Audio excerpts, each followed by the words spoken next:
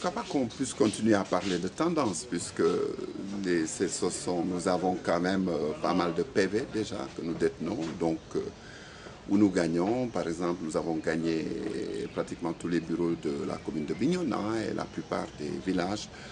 Et je pense que nous n'avons perdu que 3 ou 4 villages, ça m'étonnerait que ce soit plus. Dans ce cas, oui, c'est une victoire écrasante que nous avons remportée, qui, ma foi, se confirme, je crois. Moi, j'ai toujours pensé que beaucoup de personnes, y compris ceux qui ont été députés jusque-là, n'ont pas compris ce qu'est la mission d'un député et que n'ont pas vraiment joué le rôle jusque-là. Et j'en veux pour preuve l'abstention qui a été catastrophique quand même cette année. Parce que les populations ne voyaient pas l'utilité d'un député. J'ai fait le tour du département, j'ai pratiquement traversé, où je me suis arrêté dans pratiquement tous les villages du département, et j'ai expliqué. Les populations, certaines vous demandent de venir leur construire une route, vous demandent de leur acheter de leur équiper leur dispensaire. Mais eh bien, le député, il n'a pas de budget, il ne peut pas signer.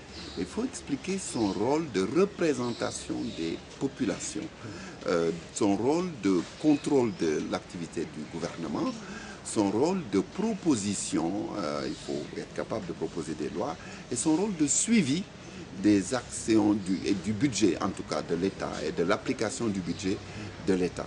Et j'ai beaucoup expliqué, je pense que je me suis fait entendre, et je pense que le taux que nous avons obtenu à Bignona, qui je suis sûr sera très élevé, je ne peux pas encore donner un taux encore, pour la coalition Benno Bokk Yakaar, ce taux justifiera un peu tout ce que nous avons fait jusque-là. Voilà, vous êtes également député dans une région où la paix est la priorité pour les populations. Peut-on s'attendre à ce que ces aspirations de ces populations casamançaises soient portées à l'Assemblée nationale par Ibrahima Sagna?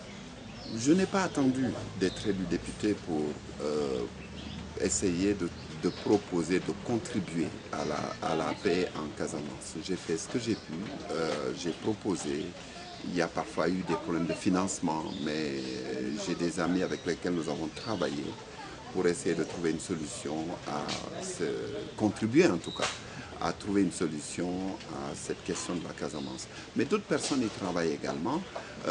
Nous aurons peut-être une voix plus autorisée cette fois pour essayer d'aider à la solution de ce problème. Voilà, si vous avez aujourd'hui un message à lancer à vos adversaires d'abord et ensuite à vos militants qui ont contribué à cette victoire, quel serait ce message?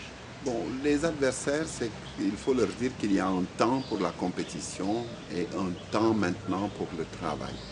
Je pense qu'il faut qu'ils restent dans l'opposition. Moi, la transhumance, c'est très peu pour moi, je n'aime pas du tout. Il faut qu'ils restent dans l'opposition, qu'ils contribuent par leur critique constructive. Mais je pense que ce n'est pas un problème de haine ni de querelle personnelle. Il faut que tout le monde sache s'élever au niveau de l'institutionnel. Souvent, nous avons des relations très personnalisées parfois et les gens ne comprennent pas ce qu'est une organisation, ce qu'est une institution. Ils voient leur personne et ça s'arrête là.